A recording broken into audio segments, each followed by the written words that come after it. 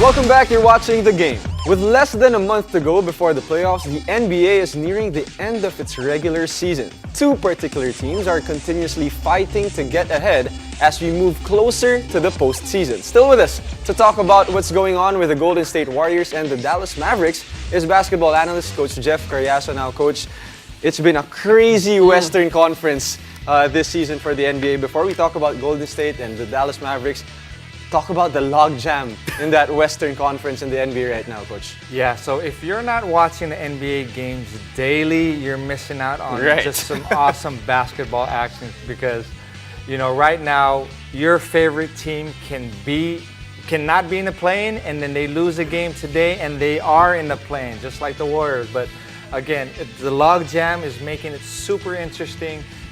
Everyone's fighting for position. Everyone can still make it from 4 to 12. Yeah, that's crazy. So, you know, you got to be watching. You know, it's so funny. First of all, I want to give credit to our producers today because they actually included my Utah Jazz and his Portland Trail Blazers in the standings, even though we're not in the play-in. I like that. Of course, you take a look at the logjam, and you mentioned the Golden State Warriors falling right now into the play-in.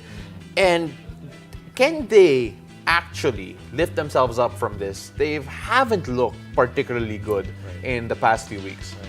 They haven't looked good this whole season, especially on the road. Yeah. So right now, what's a little scary is you don't want to be in that play-in because anything can happen there, right? So you want to be safe and be at least at number 6.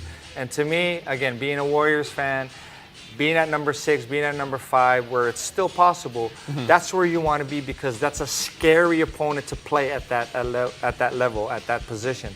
So, you know, anything can happen, and we're hoping, again, that they stay out of that position. And for the Golden State Warriors, pal, I mean, just to paint a picture of how it's going to be, one win can put them above the playoff line, and a loss can make them drop 2 to 3 ranks down, Coach. I mean, it's basically playoff time for the Western Conference right now because you can't just lose games. What do you think the Golden State Warriors should do now, Coach, especially, you know, without Wiggins there, Curry being in and out of the lineup as well? So Wiggins is really a big factor. I felt he's your X factor on why the Warriors won a championship last year, and to not have him as that third go-to guy is really hurting them. I like the fact that GP3 is back and he's playing. So, you know, defensively, I think he's going to be a stud.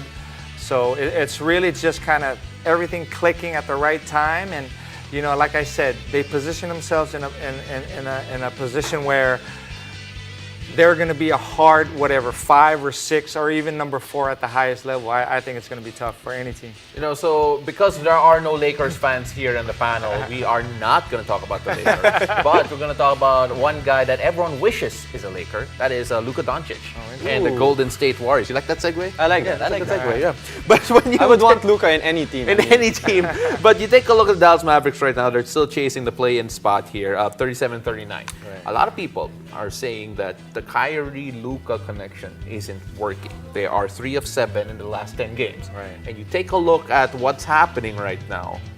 You put them on paper, they should be surefire in the playoffs. What's happening? What's going wrong? I honestly think 10 games is not enough to gauge them properly. It's too soon, you know. But the reason why I think it's a big topic is because they were in the play-in at the very least, and now they're at number 11. So them, again, they have 7 or 8 games left. They could easily make number 5 or number 6, just like all the other teams like we mentioned. But the question is, because of the trade, is it working between those two? Is Kyrie and Luka, are they you know, understanding each other better? Is it the time, you know, are they picking it up in regards to being able to play with each other? So I think the 10 games still too early. They're going to still be a good team. Yeah. And what do you think is, you know, kind of not working yet for the Dallas Mavericks now that, you know, Luka's there, Kyrie's there? They basically gave up a lot of assets to get a guy like Kyrie for the Dallas Mavericks. No, that's true. So it's really, everything needs to initiate and start from them. So I think what they need to improve on is when to give each other the time and the space. So when it's your turn, you know, go ahead, you can fill out in a court and just kind of be there. And you know, they both can create anyway. They're both good players. I think they're going to figure it out soon.